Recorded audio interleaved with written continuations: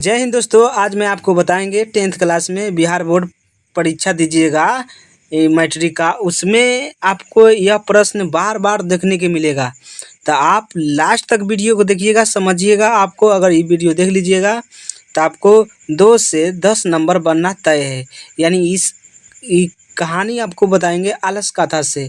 यानी आलस कथा आपको पता ही होगा, संस्कृत में पक्का ही पूछता है 2 से 3 प्रश्न।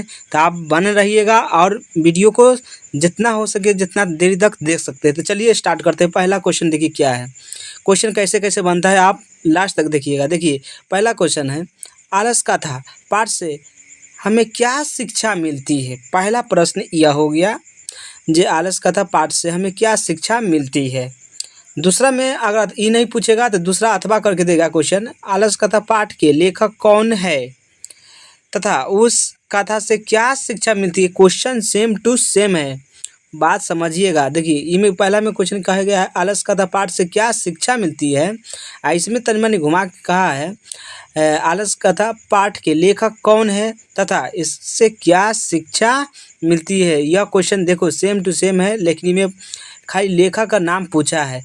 लेकिन जब सब्जेक्टिव बनाइएगा यानी 2 नंबर वाला 2 मार्क्स का, तो इसमें तो आपको लेखक का नाम लिखना ही पड़ेगा। तो चलिए आपको आंसर बताते हैं। देखिए आलस कथा को लिखने वाला मैथिली कवि का नाम था विद्यापति। विद्यापति ने ही आलस कथा को रचा, ऐसे आप लिख सकते हैं। आलस कथा मैथिली कवि विद्यापति रचना मतलब देखिए ये है आलस कथा, ये मैथिली कवि था, मैथिली कवि विद्यापति रचा है।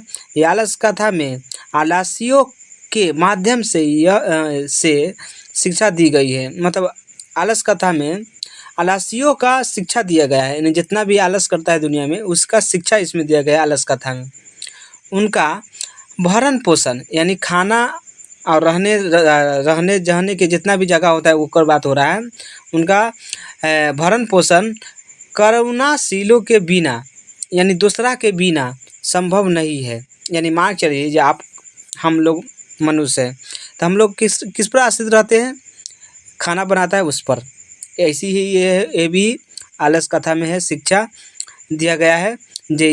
जो भी आलसी आदमी था वो भरण पोषण के लिए करुणाशीलो यानी दूसरा पर निर्भर था।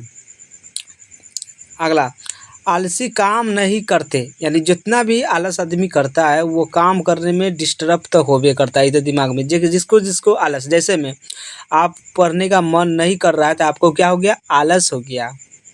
ऐसी स्थिति में कोई दयावान ही उनकी व्यवस्था कर सकता है। ऐसा स्थिति रहेगा तो आपको कौन समझाता है, मास्टर ही।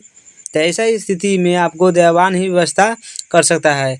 यथा आप आत्मनिर्भर न होकर यानी अपने आप को आत्मनिर्भर न होकर दूसरे पर भी निर्भर रहते हैं। दिमाग में बैठा लिया। आलस कथा से क्या शिक्षा मिलता है, आलस कथा से यह शिक्षा मिलता है कि आलसियों को माध्यम से शिक्षा दिया गया है। मतलब जितना भी आलसियों करता है उसको शिक्षा दिया गया है। उनका भरण पोषण जितना भी है दूसरों के बिना नहीं हो सकता है। आलसियों काम नहीं करता है, ऐसी स्थिति में दयावान कोई आदमी आना चाहिए और उस पर आत्मनिर्भर न होकर दूसरे पर वो निर्भर होना चाहिए, चाहे हो जाते हैं। तो आपको यह वीडियो समझ आ गया होगा, आलस कथा से क्या शिक्षा मिलता है ये आपको समझ आ गया होगा। तो चलिए वीडियो को जितना हो के शेयर कर दीजिए। अगर क्वेश्चन होगा तो पूछिएगा, तो उसको जल्द क्वेश्चन आपको दोबारा अलग से क्वेश्चन लाएंगे। वीडियो जितना हो सके शेयर कर सकते हैं।